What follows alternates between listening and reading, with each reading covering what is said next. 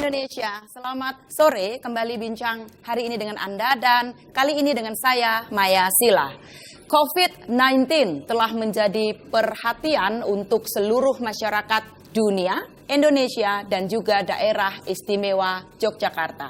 Nah, meskipun perhatian kita sedang fokus kepada pandemi COVID-19, ada hal yang tidak boleh lepas dari perhatian kita juga, karena termasuk dalam extraordinary crime atau kejahatan luar biasa yang memiliki dampak multiplier effect yang masif. Dua hal itu adalah yang pertama korupsi, yang kedua adalah narkoba. Nah, untuk itu selama 1 jam kita akan berbincang tentang waspada pandemi COVID-19 dan tetap sehat tanpa narkoba. Dan nanti di sesi yang kedua kami akan buka kanal interaksi dengan Anda. Anda bisa di 0274 451666, 0274 451666. Nah, bagaimanakah pencegahan dan penanganan narkoba? Kita akan berbincang dengan tamu saya.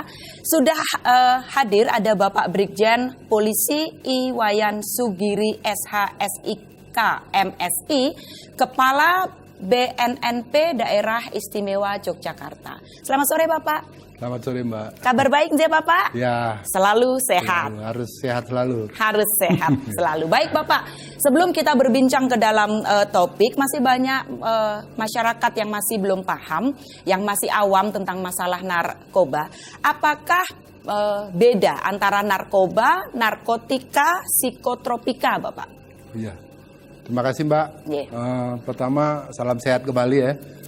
Sehat tanpa narkoba. Dalam situasi seperti ini kita harus paling diutamakan adalah kesehatan. Ya. Seperti tadi di Mbak jelaskan apa bedanya antara narkotika, narkoba dan nafsa, psikotropika. Ya. Jadi kalau narkotika tersebut adalah suatu zat yang tanaman dan bukan tanaman, semi sintetis dan sintetis, yang apabila dalam penggunaannya bisa menimbulkan ketergantungan. Baik. Demikian juga kalau psikotropika adalah satu zat yang tadi kan ada tanaman dan bukan tanaman. Kalau psikotropika itu adalah semi sintetis, jadi buatan, campuran, kimiawi gitu ya kimiawi, Pak? Baik. Yang jumlahnya terus bertambah dan itulah yang kita atur supaya apabila itu beredar di masyarakat kita bisa jerat dengan hukum yang ada. Baik. Itu untuk psikotropika. Baik, jadi ada kimiawi, ada juga dari bahan-bahan herbal yang menimbulkan efek ketergantungan.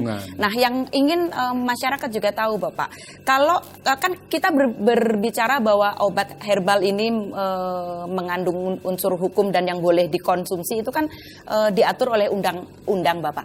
Ya. Sementara di hutan kita itu ada banyak sekali obat-obat herbal yang mungkin memiliki efek ketergantungan Bapak. Nah, supaya masyarakat ini nggak salah Bapak, bagaimana caranya membedakan mana yang boleh dan mana yang enggak? Kalau bilang di hutan kita yang termasuk narkotika, yang kita ketahui hutan kita yang ada di Aceh, yang sudah banyak itu berupa ganja, tanaman ganja. Nah kalau di hutan kita yang lain, sepertinya untuk mengandung ke arah itu tidak ada. Tapi ada yang jenis yang baru sekarang. Ya, apa itu Selain Pak? ganja, daun ganja ada namanya kratum, daun kratum. Tetapi di Jawa sementara belum disebutkan. Betul. Adanya di Kalimantan Barat. Kesum, daun kesum. Namanya kratum. Okay. Seperti green tea. Yes. Kalau dihancurkan kayak green tea itu adanya di Kalimantan Barat. Betul. Di Kabupaten Sintang namanya, Kapuas Hulu. Ya. Nah itu lebih 7 kali efeknya lebih berbahaya dari ganja. Ya. Tetapi belum masuk ke dalam kategori yang dilarang. Nah itu sudah kita rekomendasi karena kita sudah punya sudah ada 7 dari instansi yang kita lakukan focus group discussion untuk kita bahas bahwa itu berbahaya dan kita sudah mengusulkan hasil lab kita juga menunjukkan itu berbahaya dan kita akan masukkan itu ke golongan 1 segera. Baik. Ya karena kalau kita berbicara tentang masakan tradisional itu banyak sekali sebetulnya yang memakai bahan herbal begitu Pak, yang juga menimbulkan ketergantungan, sekali makan nggak bisa stop gitu ya Pak ya. Baik. Tapi kembali lagi tadi, makanan kita sementara enggak, Belum kalau herbalnya enggak. Tidak ya. Jadi baik. batasannya itu yang tadi itu aja, baik. biar nggak salah nanti. Ya betul, baik. Herbal kita bagus kok semua. Bagus ya Pak ya, baik. Ya, baik. Nah kalau kita berbicara Pak tentang masalah narkoba. Narkoba ini kan hal yang sudah diatur oleh undang-undang, makanya dia menjadi hal yang terlarang begitu Pak. Ya. Nah, tetapi masih banyak dari masyarakat kita itu yang masih awam tentang bahwa ini termasuk narkoba dan nggak boleh, ini termasuk yang boleh, utamanya dengan obat-obatan yang harus pakai resep Pak. Bagaimana caranya supaya masyarakat bisa tetap mengakses obat-obatan itu tetapi tidak terjerat oleh hukum? Oh ya, jadi gini kan, kita kan kalau undang-undang narkotikanya sendiri yang ada 3 golongan, 1, 2, dan 3, itu dia harus tunduk pada Undang-Undang Nomor 35 tahun 2009. Itu udah ada klasifikasinya mana hasil labnya masuk itu. Dan itu diatur dalam lampiran Permenkes, mana yang masuk golongan 1, 2, dan 3. Nah untuk obat-obatan yang itu ada tersendiri oleh Badan Pengawas Obat dan Makanan. Apabila dia melanggar, dia kena Undang-Undang Nomor 36 tahun 2009 tentang kesehatan. Jadi kategorinya mungkin dia tidak seberat ancaman hukuman di narkotika, tapi apabila dia menjual, yang membelinya mungkin dijadikan saksi, yang menjualnya yang tanpa izin itu yang kita jerat dengan undang-undang itu. Banyak itu Mbak, banyak. Tapi hasilnya seperti daftar J, ada yang tramadol yang tidak ada ininya. Itu yang cukup berbahaya. Asal tidak ada daftar izin dari Depkes tentu berbahaya. Itu. Jadi yang bisa dipakai acuan oleh masyarakat adalah yang harus ada izin dari dokter, Depkes. Ya, dan terdaftar di kesehatan dan apotik yang jelas. Tapi kalau toko obat perlu ini dulu, toko obat yang yang kios-kios kecil itu perlu waspada. Gitu. Karena banyak sebetulnya masyarakat itu yang mengkonsumsi sesuatu dan itu termasuk golongan psikotropika, tetapi karena ketidaktahuan begitu Pak masyarakat sehingga terus mengkonsumsi itu. Ada yang dibilang psikotropika itu apabila obat yang dijual di masyarakat yang murah itu kandungannya mengandung kasioprodol namanya. Kasioprodol sudah kita atur dalam Permenkes yang paling terakhir, yang kemarin keluar itu, yang paling terakhir, dia masuk di urutan nomor 145, bahwa itu masuk golongan 1, dan kita akan proses dengan undang-undang narkotika. Baik. Nah itu banyak termasuk pengedar dan pemakainya? Ya, pemakainya juga kita akan gini kan, apabila dia tentu kalau pakai sedikit korban, kita arahkan untuk direhab. Yang ngejual itu yang kita beratkan pasalnya. Ya, baik Bapak. Nah kalau kita berbicara tentang narkoba dan sekarang sedang pandemi COVID-19, ada program apa ini Pak dari BNNP Daerah Istimewa Yogyakarta? Ya, menghadapi pandemi COVID-19 yang sudah hampir sebulan kita menyiapkan itu, mengalami itu, kita dari BNNP DIY tidak terlena dengan hal tersebut dalam memberantas. Jadi tetap, karena justru di dalam situasi seperti ini sering dipergunakan celah ya Pak. Orang-orang yang itu dia pikir bakal polisinya atau kita dari BNNP DIY dan polisi akan istirahat. Enggak. Kita 2 minggu lalu kita tangkap. Itu barang datang dari Jakarta lewat ke Purworejo, kita tangkap. Dipikirnya kita diam, tapi kita tetap pantau orang-orang yang seperti itu. Jadi tetap waspada semua. Nah, disinilah kesempatan bagi keluarga untuk melihat dalam keluarga tersebut kelakuan masing-masing anggota keluarga kita. Nah, ini Pak, bagaimana Pak ciri-cirinya orang yang ketergantungan narkotika, tentu Pak? Dia kan ada satu sisi dia berdiam terus di dalam kamar. Sementara saat ini sedang dianjurkan nih Pak ya untuk berdiam diri. Tetapi jangan dibiarkan terus dia di dalam tanpa pengawasan orang tuanya. Ya jangan sampai dia menggunakan sesuatu di dalam. Nah, jadi kesempatan bagi orang tua yang saat ini kumpul di dalam keluarga tersebut mengetahui si A, si B, si C anaknya bagaimana karakternya. Kalau dia memang sehat-sehat, sebetulnya dia pasti akan ada di lingkungan di luarnya, tapi kalau di dalam kamar terus ya perlu juga dicurigai, dicek dulu gitu loh. Nah, terkait dengan mengecek Pak, karena tidak semua orang tua itu alert tentang masalah narkoba dan narkotika. Ya. Kalau kita mau ngecek anak, tentu kita berbicara anak yang sengaja membeli dan mengkonsumsi itu ya Pak, usia remaja ke atasnya. Ya. Nah, apa yang bisa dijadikan patokan bagi orang tua bahwa anak saya ini diam di dalam kamar karena mungkin bosan dia ada di luar lalu dia berdiam di kamar, dengan bahwa ada sesuatu yang dilakukan yang terkait dengan narkoba, Pak? Ya, pertama tentu pasti dia ketika dia ada kesempatan untuk si anak ke kamar mandi, ya diam-diamlah orang tuanya bisa masuk ke kamarnya, melakukan pengecekan. Apabila ditemukan alat-alat yang berhubungan seperti kayak bong, kayak selang yang kita ketahui sering kita lihat gambarnya, mungkin sudah sering mendapatkan itu. Kalau sudah ada seperti itu, secepatnya bisa kita komunikasikan untuk kita sama-sama mengatasi. Mungkin si anak ini korban penyalahguna. Kalau dia diam di dalam kamar dan lama-lama, terus kemudian ada bau-baunya yang seperti itu, kan petunjuknya dari alat-alat. Kalau dia menggunakan obat-obatan, tentu ada sisa obat-obatnya.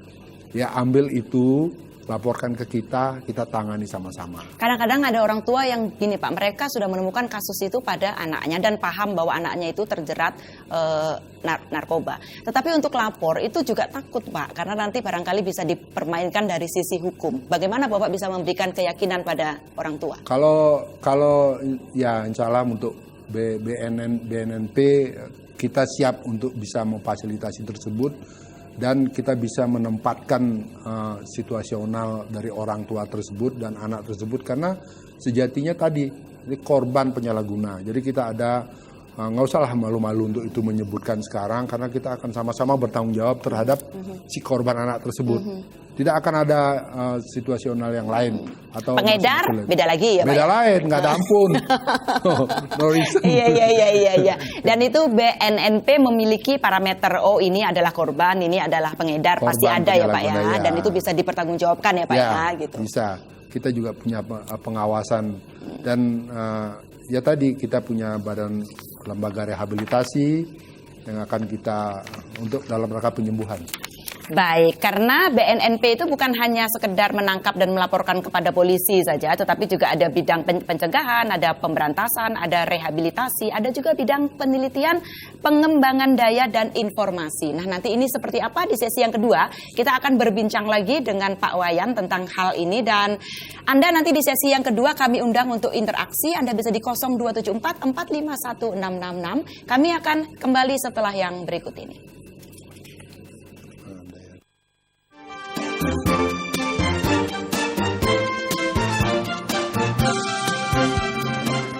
Kembali Anda dengan kami dalam bincang hari ini dan masih berbincang seputar waspada pandemi COVID-19 dan tetap sehat tanpa narkoba bersama dengan tamu saya dari BNNP Daerah Istimewa Yogyakarta, Bapak Brigjen Polisi Iwayan Sugiri, SH, SIK, MSI.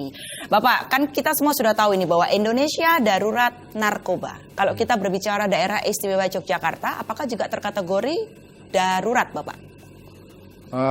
Mbak Maya, memang sayang banget ya, mudah-mudahan bisa kita atasin bersama. Jadi hasil dari penelitian tahun 2019 kemarin, kita sayang menduduki nomor 5 prevalensi pemakai se-Indonesia. Itu nggak bisa kami hindari, karena di kota Jogja ini bukan hanya terdiri dari penduduknya sendiri yang 3,8 juta itu, tapi ada adik-adik kita yang datang ke sini untuk sekolah dan itu sampai jutaan jumlahnya. Dan itu berganti. Ketika sebelum tahun 2019 kita bisa memberikan penyuluhan terhadap adik-adik kita itu terus-terus dengan gencarnya kita kasih tahu, turun. Tapi kan setiap tahun berganti orang, berganti pendatang. Jadi ketika ada yang baru juga disusupin juga oleh orang-orang yang tidak bertanggung jawab tersebut, sehingga hasil penelitian 2019 kita menduduki pemakai nomor 5. Dan kita sekarang ini kerja keras untuk itu, untuk bisa menurunkan atau menghilangkan 5 besar tersebut.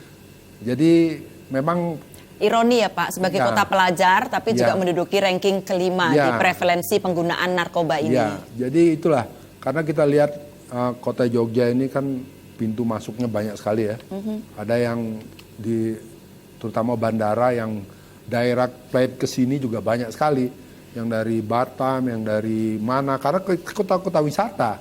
Jadi kita mengharapkan kedatangan wisata, tetapi diikuti oleh manusia-manusia yang tidak bertanggung jawab tersebut untuk membawa sesuatu. Sehingga peredarannya di sini banyak dan banyak makainya. Dan itu hasil penelitian yang kemarin itu. Jadi tetapi kita dari hal tersebut juga kita tetap melakukan pemberantasan. Jenis apa Pak yang terbanyak yang beredar di kota Jogja ini? Yang kalau dilihat memang dari hasil penelitian kan dia ngomongnya coba pakai dan ada pakai setahun. Pakai narkoba. Jadi tadi dipukul rata semua narkoba. Entah itu dari tramadol, daftar G, sampai trihek, sampai sabu dan yang lainnya. Tapi anggapannya itu narkoba. Belum tentu juga dia memakai narkotika.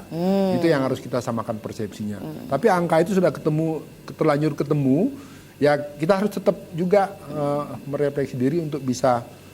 Kita kan nggak, orang itu kan bilang, oh minum obat daftar G aja yang dibeli 10.000 satu, itu narkoba. Sudah. Apakah Anda begitu ditanya oleh peneliti, apakah Anda pernah pakai narkoba? Pernah. Nah, jadi memang harus kita pisah-pisahkan. Mudah-mudahan yang 5 besar tersebut tuh tidak semuanya mengkonsumsi narkotika. Ya itu Mbak, itu yang perlu kita samakan. Karena sebetulnya narkotika itu juga mahal ya Pak ya. Sejatinya. Harusnya untuk anak kos juga beli itu juga nggak mampu harusnya ya Pak tadi ya. itu pertanyaan dari peneliti itu. Iya. Apakah Anda pernah pakai narkoba? Narkotika, obat-obatan bahan berbahaya. Iya, gitu. Pernah pakai. Padahal mungkin yang dipakai itu tadi itu. Obat golongan G. Nah, itu. Ya, baik. Jadi mudah-mudahan tidak. Kalau dari datanya BNNP sendiri Pak, penggunaan narkotikanya di Jogja? Mudah-mudahan tidak terlalu banyak. Tidak terlalu banyak dan bisa kita kendalikan. Gitu. Kalau kita berbicara kasus-kasus narkoba itu kan banyak yang dibeli dengan sengaja, tetapi ada juga yang mengkonsumsi dengan tidak sengaja. Seperti yang kita lihat di berita-berita di TV, Pak, sudah berubah bentuk dia. Tidak lagi berbentuk serbuk atau berbentuk pil, tapi sudah masuk berbentuk menjadi permen, menjadi yang lain-lain. Itu di Jogja sudah ada belum, Pak? Sudah pernah belum ditemukan kasus itu? Memang ini yang paling terakhir yang diambil sama Riau ya. Kemarin itu kemasannya di dalam kopi kapal api. Kemasannya saja? Iya, jadi dimasukin ke kopi kapal api. Sampai sejumlahnya sampai 900 gram atau hampir sekilo. Salah satu kopi instan gitu ya Pak ya? Salah satu kopi instan. Itu. Jadi itu ada orangnya masih ditahan. Itu yang perlu kita waspadai. Mumpung di sini sekarang di depan TV ya saya sampaikan kepada masyarakat itu. Kemudian kalau yang di luar itu yang langsung dikonsumsi oleh yang ketangkap di sini, memang sih dia langsung kepada penjualnya yang berbentuk bubuk. Kalau tipuan berbentuk permen, berbentuk ini belum ada di sini ya Pak, belum ada. Ya. Karena memang sudah semakin waspada sebetulnya. Betul. Ibu-ibu guru, bapak-bapak guru itu kan itu sasarannya anak kecil. Ya, sudah semakin bisa diinikan. Nah justru sekarang yang make ini yang tadi itu yang Mbak bilang kan narkotika kan mahal. Betul. Jadi justru orang yang bekerja dan punya duit pakai itu. Sasarannya. Jadi ke situ yang ada sekarang. Sebetulnya orang mengkonsumsi narkoba itu Pak, apa yang dicari Pak? Kalau kita tanya orangnya sih karena ada masalah keluarga biasanya gitu, karena alasan klasik ya Pak ya, alasan klasik. No reason sebetulnya untuk itu, karena dia hanya mendapatkan ketenangan aja. Jadi tidak ada itu untuk itu. Jadi kita semuanya sampaikan, apalagi dalam situasi COVID-19 ini ya, kalau masih ada yang coba-coba masih memakai, itu nanti begitu jalan sebentar disamber sama virus COVID-19 itu tambah parah itu. langsung menggeletak di jalan. Jadi Iya. supaya diingatkan dari orang tua dan teman-temannya semua. Jadi supaya lu jangan pernah coba lagi, lu jangan lanjutkan lagi. Karena nanti yang di summer yang itu tuh, yang pakai itu, virus COVID-19 pun milih-milih ini bilang. Nah, jadi gitu aja bilang. Iya, oke. Kalau kita berbicara tentang pengkonsumsi narkoba, Pak, apa efeknya untuk tubuh kita? Tentu Psikotropika, narkoba, semuanya efek narkotika. ketergantungan. Kalau sudah ketergantungan lama kan berbahaya buat susunan saraf pusatnya, sehingga dia sudah akal sehatnya hilang. Sudah akal sehatnya hilang, yang tadinya uangnya masih cukup, kalau udah akal sehatnya hilang dia akan meningkat menjadi kriminal, mencuri, menipu dan lain sebagainya. Ya. Itu. Ya. Kalau kita sebagai orang tua, Pak, bagaimana kita bisa mewaspadai anak kita ini pengguna atau tidak? Karena biasanya efek itu baru terlihat ketika sudah pemakai berat ya, Pak ya. Ya. Tapi kalau yang baru coba-coba, ada tidak yang bisa dipakai pegangan oleh orang tua? Itu tadi kalau dia ngomong nyoba pakai nggak nyambung misalnya atau bisa, gimana? kemudian kekurangan uang terus, terus ada barang-barang hilang di rumah karena dijual sama dia untuk memenuhi keinginan ketergantungan ketagihan itu. Dari mulai itu nanti begitu di rumah sudah habis yang dijual, nanti dia jadi membantu pengedar untuk mengantarkan, jadi kurir supaya dapat ongkos. Dari ongkos itu dia untuk membeli. Itu tingkatannya, Mbak. Dari rumah sendiri memang kelihatan. Oke. Jadi seharusnya kita sebagai orang tua, apalagi dengan adanya kesempatan stay at home, work from home, ini menjadi kesempatan kita untuk bisa mengidentifikasi putra-putri di rumah apakah dalam kondisi sehat jasmani dan juga sehat rohani begitu ya. Dan kalau betul, seandainya kita curiga bahwa anak kita mengkonsumsi narkoba, silakan bisa konsultasi ke BNNP dan jangan takut untuk bisa dipelintir masalah hukum begitu ya, Pak ya. Ya, enggak. Itu kita jaminannya itu dah. Baik. Saya kepala BNNP-nya, saya akan mengawasi. Baik, nah ada juga data yang mengatakan bahwa terdapat 13 psikotropika dan benzodiazepin yang banyak digunakan oleh siswa dan mahasiswa. Nah, kadang-kadang kan ini kita berbicara tentang zat aktif ini, Pak. Nah, dia sebagai merek dagang atau sebagai benda yang tampil di umum gitu, nggak banyak orang yang sadar bahwa itu adalah hal yang mengandung benzodiazepin. Misalnya kita pusing lalu dikasih obat sama teman dan itu ternyata mengandung benzodiazepin. Ada tidak ciri-ciri yang bisa dipakai oleh masyarakat bahwa oh ini obat-obatan ini mengandung benzodiazepin? Memang kalau kami kan ukurannya tetap hasil lab, Mbak ya. Tetap hasil lab, apakah dia mengarah ke narkotika yang sudah diatur, yang ada 82 NPS, New Psychotropic Substance itu di luar narkotika tanaman itu. Itu ada 82, yang 76 sudah diatur. Itu semuanya memang harus muaranya pemeriksaan laboratorium. Kalau yang tadi benzodiazepinnya itu tadinya dia dipakai dalam waktu berkelanjutan dan terus menerus, ketika barang itu ditemukan, kami akan tetap melakukan lab dulu, Mbak. Baik. Lab. Baik. Masuk nggak dia? Ngomongnya aja dia, tapi di dalamnya ada tramadol atau ada heroin ya. Tetap dia kena golongan 1. Tapi masyarakat kan ngomongnya ini cuman gini aja kok, cuman gitu aja kok. Kan. Nah, kadang-kadang masyarakat karena saking nggak taunya, Pak. Seperti saya nih, Pak. Misalnya saya pusing, saya pergi ke apotek, saya beli obat, gitu kan. Nah, bagaimana caranya supaya kita tidak salah membeli bahwa itu adalah obat-obat yang tergolong yang dilarang, begitu, Pak? Tentu orang apoteknya kan sudah tahu. Baik, dan kalau dijual di apotek resmi dan itu di-display, harusnya itu sudah aman untuk dikonsumsi ya, Pak ya? Ya, sekarang kan tukang apoteknya sendiri kan sudah ngerti. Minta ini dong. Dia udah akan memberikan yang dan kalau itu obat dengan resep dokter, sebaiknya memang harus dibeli lagi menggunakan resep dokter ya, Pak ya? Ya, gitulah. Jadi dia tidak akan berani kalau seorang apoteker kalau belinya di pinggir jalan, lain lagi.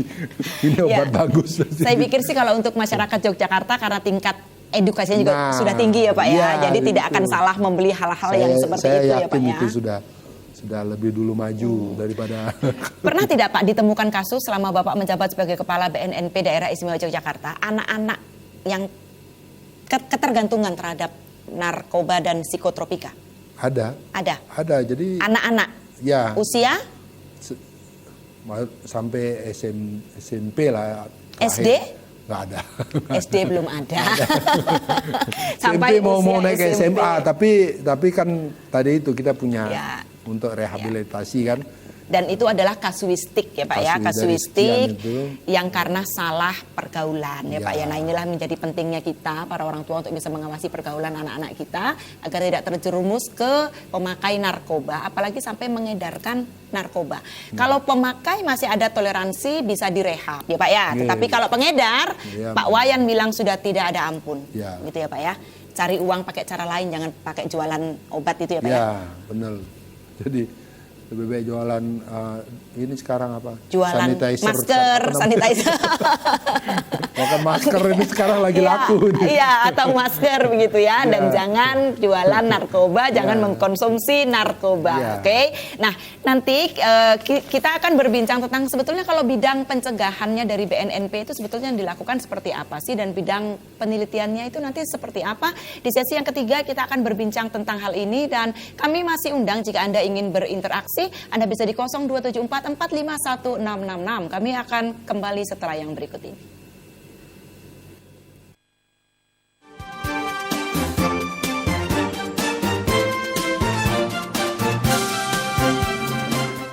Kembali Anda dengan kami dalam bincang hari ini, dan masih berbincang bersama Kepala BNNP Daerah Istimewa Yogyakarta, Brigjen Polisi Iwayan Sugiri, SHSIK, MSI, tentang waspada pandemi COVID-19 dan tetap sehat tanpa narkoba. Pak, yang masyarakat juga butuh tahu adalah sebetulnya BNNP itu kan bukan hanya dari unsur menindak saja Pak, tetapi juga ada unsur pencegahannya. Hal-hal apa yang dilakukan oleh BNNP yang terkait dengan pencegahan agar orang tidak banyak mengkonsumsi narkotika? Makasih Mbak Maya. Jadi dalam rangka pencegahan kita punya bagian namanya P2M, ya, penyuluhan dan daya masyarakat. Jadi kalau penyuluhan seperti kita ketahui kan, kita juga membentuk satgas-satgas Ya. anti narkoba, mulai Oke. dari di perguruan tinggi, di SMA, bahkan di desa pun kita buat. Kemudian dalam rangka mempersempit ruang gerak para pengedar itu dan pengguna yang saling monitor, kita juga punya pilot project adanya Desa Bersinar. Oke. Jadi desa itu Ya. dengan kemauan dari itikat dari masyarakat, kepala desa dan masyarakatnya di sana, oke Pak, dalam rangka ketiadaan narkoba di sini daerah kami mau dijadikan desa bersinar. Kita sama-sama memerangi narkoba. Ada desa Banguntapan, desa Desa Bersinar ini di bawah binaannya BNNP. ya. Baik. Dan Bagaimana BNNK. caranya jika ada desa-desa lain yang ingin mengajukan diri menjadi desa bersinar ini, Pak? Pertama kita ngajak dia, terus dia sendiri kalau dia niatnya baik untuk gitu, pasti dia hampir semuanya harusnya baik, siap dong. Tetapi dalam rangka itu kan mungkin dia juga perlu kepedulian dan niatnya dari kepala desa dan di bawahnya untuk sama-sama memerangi, dan itu salah satunya. Jadi desa bersinar. Kemudian kegiatan lain-lain lagi seperti kalau penyuluhan kita di tempat keramaian, menggunakan kendaraan, kemudian sekarang zamannya medsos, kita pun sampai di medsos pun kita membuat, mulai dari kita ada Facebook, mulai ada Instagram, dan konten-konten lain kita sampaikan di situ dalam rangka pencegahan.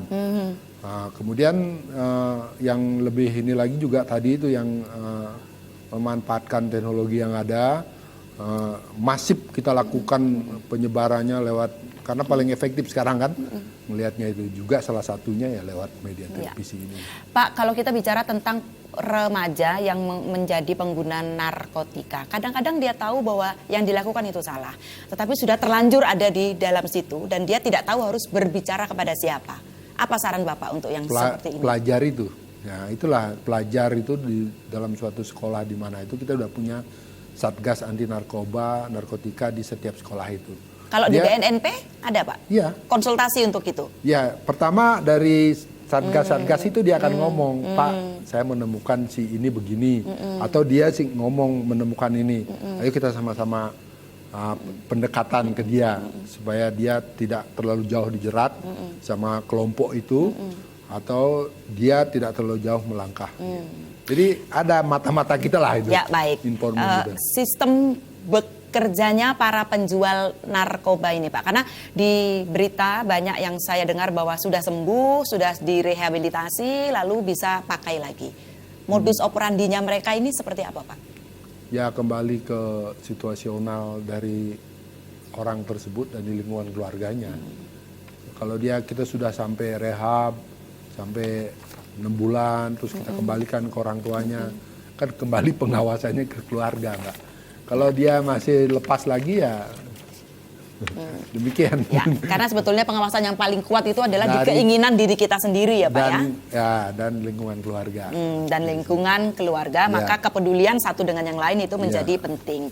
Kalau kita berbicara tentang, pasti ada ya Pak, namanya orang transporting barang narkoba, barang yang dilarang, itu kan ada cara-cara tersembunyi mereka Pak.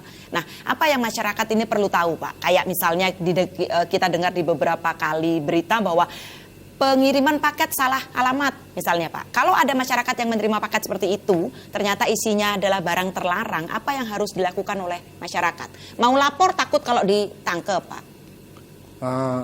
Sebaiknya kalau memang ada paket yang dibilang nyasar ke suatu tempat, bagi di sini banyak kos-kosan ya, itu juga memang rawan untuk meminjam alamat. Jadi semasih belum dikenal, jangankan sekarang isinya narkotika. Betul. Anggap aja sekarang isinya virus. Virus, betul. Sudah, diamin aja dulu. Ada jangka waktunya untuk menyampaikan. Ini mengkonfirmasi kepada pengirim. Ketika pengirimnya nggak dikenal ya jangan sempat ini, balikin aja kepada petugas ininya itu yang membawa kurirnya yang itu, mengirimkan yang itu dari, ya Pak ya. Dari ininya jasa pengirimannya. Jadi itu yang harus dilakukan. Itu yang harus dilakukan. Jangan pernah menerima barang yang bukan atas konfirmasi. Betul. Sama dengan di tempat umum itu juga mau naik pesawat, mungkin mau naik kereta gitu ya Pak. Jangan pakai tas-tas yang terbuka ya Pak ya, dan dititipi barang oleh orang lain ya Pak ya. Jangan pernah mau menerima titipan dari orang seperti apapun bentuk dia meminta tolongnya, karena tidak ada kata oh I'm sorry, tidak ada ketika ketemu pun saya nggak tahu, tidak ada. Jadi you must know what you bring. Ya, jadi harus tahu deh apa yang dibawa. Dan yang akan ditangkap adalah yang membawa itu, yang terbukti tertangkap tangan membawa barang itu ya Pak? Ya, pada akhirnya akan begitu. Dia yang akan menerima itu. Jadi itu Mbak. Jadi memang kewaspadaan itu harus kita tingkatkan dari diri kita masing-masing. Bukan kita nggak mau membantu orang, tetapi kita harus berhati-hati juga dengan distribusi barang-barang yang terlarang ini, gitu ya Pak ya. Nah, di sini juga ada data bahwa yang menjadi pintu masuk untuk narkotika di daerah istimewa Yogyakarta itu adalah adanya salah satu caranya adalah melalui bandara Pak. Kalau setahu saya sebagai orang awam Pak, di bandara itu kan ketat sekali Pak. Kita lupa bawa gunting kecil saja sudah ketahuan. Bagaimana bandara masih bisa menjadi pintu masuk Pak bagi barang-barang yang jelas-jelas dilarang ini? Ya memang itulah yang harus kita sempurnakan teknologi yang kita punya ya. Karena kalau sabu yang kristal itu, yang mahal itu ya Pak ya? Jadi memang alat deteksi kita masih lemah. Ya. Jadi ya ini harus kita sama-sama akui, karena faktanya kami menemukan barang dibawa dari Batam nyampe baru 2 minggu, baru sebulan lalu lah 2 kali kasus 2 kilo. 2 kilo. Dan itu dibawa di luggage? Di tank, ya di stafnya dia dibawa. Jadi dari Batam dibawa ke sini. Nah ada modusnya bagus sekali tuh, bukan bagus. Jadi perlu diwaspadai. Dia membawa kardus. Kardus. Nah di dinding kardus itulah dilapisin. Jadi yang lama terus ditempel lagi. Sebelum ditempel yang baru dia isi dulu tuh. Jadi sampai 1 kilo tank-tank yang sebesar bungkus yang kotak aqua itu kira-kira segitu. Dibawa sama dia di tank-tank.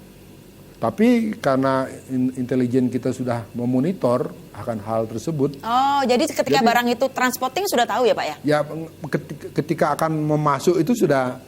Jadi begitu kita tahu, nah begitu turun kita tahu akan ada, kan begitulah gunanya kita membina jaringan-jaringan yang ada. Jadi pas dia akan mengasihin ke orang, tapi karena dia lama ngasihin ke orangnya, khawatir dia lari jauh, anak-anak tangkap itu. Ketemu itu 1 kilo.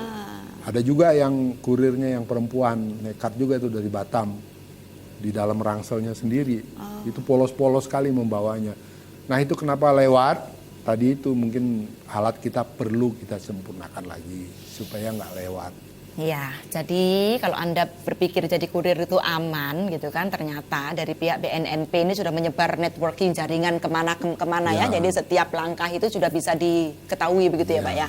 Kalau bandara, kalau di stasiun bagaimana caranya Pak? Saya pikir lebih longgar ya Pak? Ya, kalau stasiun itu kan banyak ininya ya. Jadi stasiunnya mungkin banyak juga, dari Jakartanya banyak, sehingga kita harus mempunyai data informasi yang akurat. Salah satunya bisa langsung penindakan langsung di lapangan, kita cek orangnya. Kalau random gitu ya Pak? Ya, random cek itu lakukan. Kemudian dengan naluri kita sebagai seorang penyelidik, kita akan tahu gestur gerak orang itu juga ya Pak ya? Itu ketika dia sudah aneh-aneh, ada rasa takut dan lain sebagainya, udah langsung coba pinggir kamu periksa. Bisa kita temukan. Mudah-mudahan itu bisa berjalan terus. Iya, oke. Dan ada juga data di sini yang menulis adalah ada 5 lokasi pintu rawan narkoba. Ada di bandara, ada di terminal, ada di Prambanan, ada stasiun Tugu, ada Tempel, ada bandar udara New Yogyakarta International Airport. Yang jadi penasaran saya Pak, Prambanan dan Tempel. Mungkin yang dimaksud Prambanan itu di daerah. Prambanan kan bukan di lokasi heritage. Karena mungkin itu tempat pertemuan antara Yogyakarta dengan Jawa Tengah ya Pak ya? Bisa ya, sekitarnya itu mungkin kan wilayah Prambanan kan ada kampung-kampungnya. Kebetulan ada nangkapnya sampai 3 kali, 4 kali, 5 kali di situ. Lalu masuk menjadi. Kita masukkan kelompok. Kalau sekarang sebaran COVID-19 gitu, sebaran orang yang menyimpan, memakai narkoba gitu lah. Kalau kita sebagai society Pak, sebagai masyarakat, seandainya ada orang baru yang mengontrak di rumah kita, bagaimana caranya kita bisa mengawasi dia? Tanda-tanda apa yang paling jelas kelihatan Pak bahwa dia melakukan bisnis terlarang di rumah itu? Kita lihat gerakannya aja. Kalau memang dia, ya tentunya peran pemilik kos dan RT ya. Apa kerjaannya dia? Kalau dia kerjaannya seorang guru ya, mahasiswa apa ya, rutenya jelas gitu kan. Tapi kalau enggak, kalau ya kadang-kadang untuk mengetahui persis gerakannya dia memang cukup perlu waktu yang lama Mbak. Tapi yang jelas kalau seandainya siapapun yang mengontrak di lingkungan kita punya niat baik, ketika mereka mau bersosialisasi ya Pak ya, lalu rumahnya tidak tertutup banget gitu ya Pak ya, buat itu, orang gitu ya Pak ya. Itu udah menjadi ukuran. Udah pinteran Mbak Maya kok. Kalau rumahnya sangat tertutup, nah itu bisa ada aksi narkotika atau terorisme gitu ya Pak ya. Jadi kita pun sebagai society juga harus cukup alert tentang hal ini untuk kita bisa mengedukasi supaya wilayah kita tidak kemasukan yang namanya narkoba. Karena narkoba itu adalah candu. Sekali kita mencoba, kita terjerat, kita nggak akan bisa lepas, gitu ya Pak ya. Dan efek yang ditimbulkan dari narkoba itu multiplier efeknya besar sekali. Utamanya adalah untuk susunan saraf di tubuh kita. Kalau manusia sarafnya sudah rusak, maka dia sudah tidak lagi manusia yang komplit ya Pak ya. Betul. Gitu. Dan ini adalah aset yang luar biasa menurun bagi bangsa ini terkait dengan kualitas dari sumber daya manusianya ya Pak Wayan ya. Kalau nggak kita amankan sekarang, nanti kalau berbicara 20, 50, kita akan kehilangan generasi itu. Ya, demographic boom yang kita punya nanti bukan demographic boom yang berkualitas, tapi demographic boom bagi pasar narkoba internasional nanti ya Pak ya, kalau tidak dicegah mulai dari sekarang ya Pak ya. Nanti di sesi yang keempat kita masih akan berbincang lagi dengan Pak Wayan terkait dengan narkotika, narkoba, psikotropika, napsa, apalah itu. Dan kami masih undang jika Anda ingin berpartisipasi 027445166, kami akan kembali setelah yang berikut ini.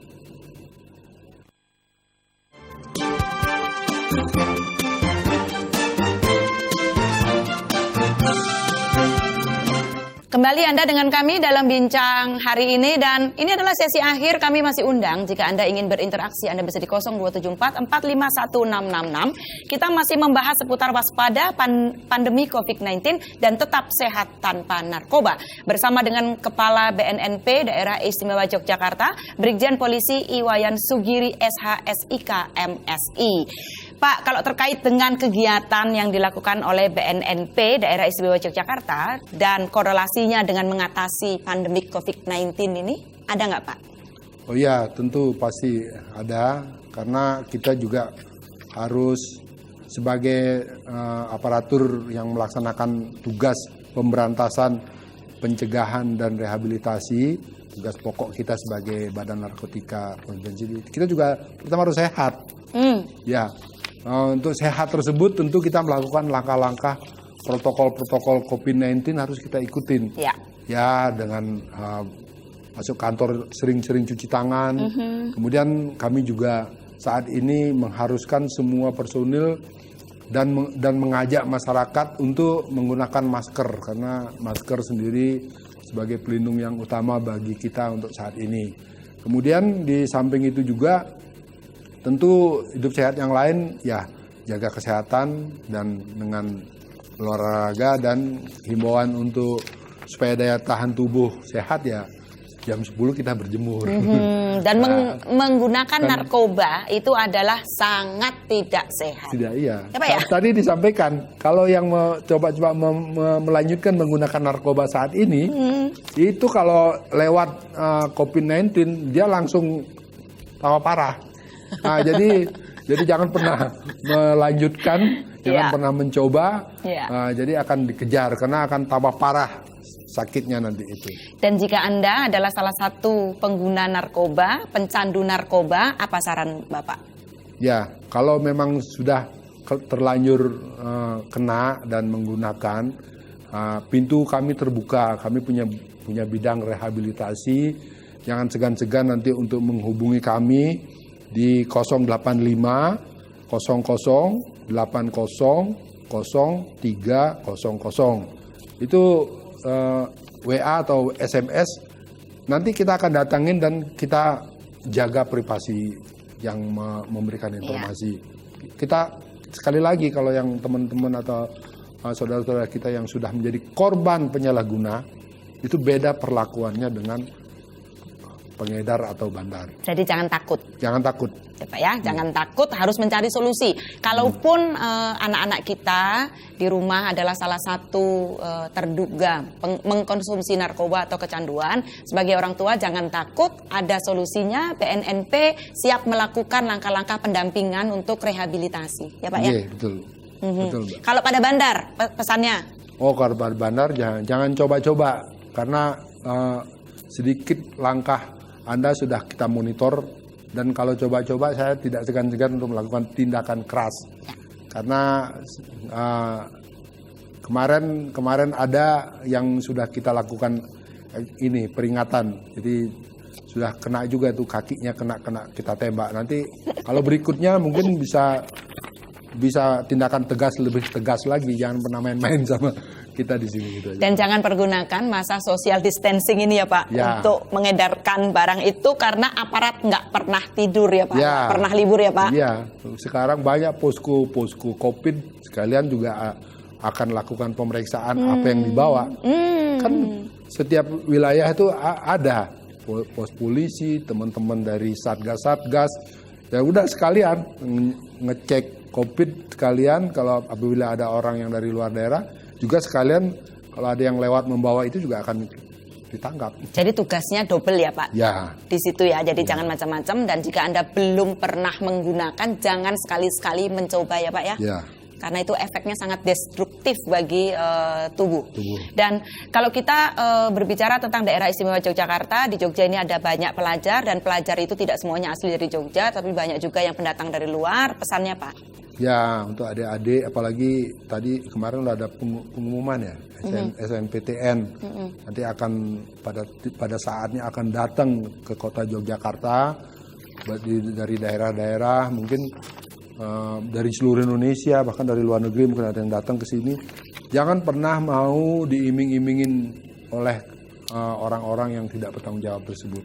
Jadi kalau semua masalah bisa dilakukan, semua tugas bisa dikerjakan dengan baik. Jadi jangan gara-gara nggak bisa ngerjakan tugas atau gara-gara masalah yang lain larinya ke sana. Cepat atau lambat akan berurusan dengan kami. Cepat atau lambat akan berurusan dengan aparat. Ya.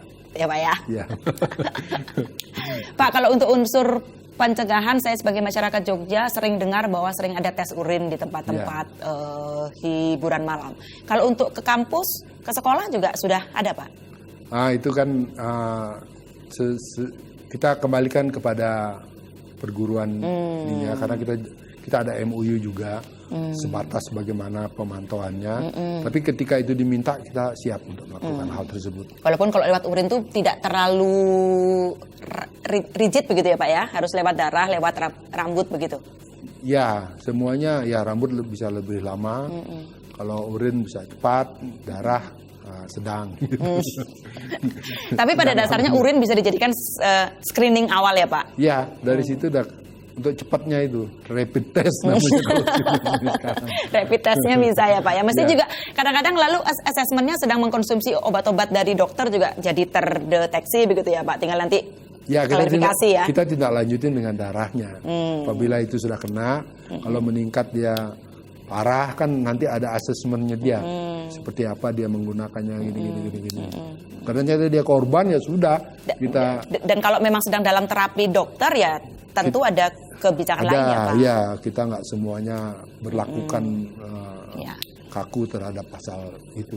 Pokoknya jangan takut. Kalau Anda merasa menjadi korban atau Anda masyarakat menemukan orang yang Anda duga sebagai pencandu atau pengkonsumsi narkoba, mari kita sama-sama bantu. Anda bisa laporkan ke BNNP Daerah Istimewa Yogyakarta di nomor hotline yang tadi sudah disebutkan oleh Pak Wayan.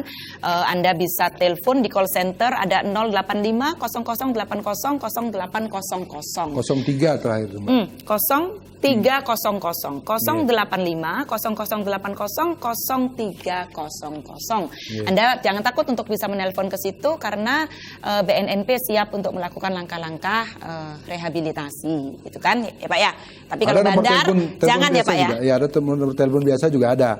0274 385 378. Ya, dan privasi Anda akan dilindungi, gitu. Jadi data juga nggak akan gampang dibuka gitu, dan masalah narkoba ini harusnya menjadi masalah kita, concern kita sama-sama karena ini menyangkut kepada kualitas dari anak bangsa Indonesia. Nanti ketika demographic boom harusnya itu bisa menjadi generasi yang unggul yang membangun Indonesia, jangan sampai menjadi generasi yang menjadi pasar narkotika internasional. Ya Pak Wayan ya? Betul Mbak Maya. Setuju ya? Setuju. Dan itu memerlukan peran aktif dari kita, masing-masing individu, orang tua dan juga masyarakat. Jangan acuh, jangan abai. Betul ya Pak? Betul Pak. Betul. Ya, dan kita sudah sampai di sesi akhir. Saya harus meminta closing statement dari narasumber. Saya akan meminta closing statement dari Kepala BNNP Daerah Istimewa Yogyakarta, Brigjen Polisi I. Wayan Sugiri, SH, SIK, MSI. Monggo Pak. Terima kasih Mbak Maya. Closing statement saya kepada masyarakat Daerah Istimewa Yogyakarta yang saya cintai dan saya banggakan. Daerah kita istimewa dan kita harus sama-sama menjaga lingkungan kita mulai dari diri sendiri, keluarga dan lingkungan untuk sama-sama menjauhi yang namanya narkoba. Ada di sekitar kita, peduli dengan lingkungan, peduli dengan masyarakat sekitarnya, itu adalah harapan kami. Karena keterbatasan personil kami di BNNP, BNNK, Bantul, Sleman, dan kota, juga teman-teman kami yang dari Polda, dari Polres, yang terbatas jumlahnya, bantuan yang paling kami harapkan adalah dari masyarakat. Kerjasamanya yang baik. Jadi itu yang bisa kami sampaikan.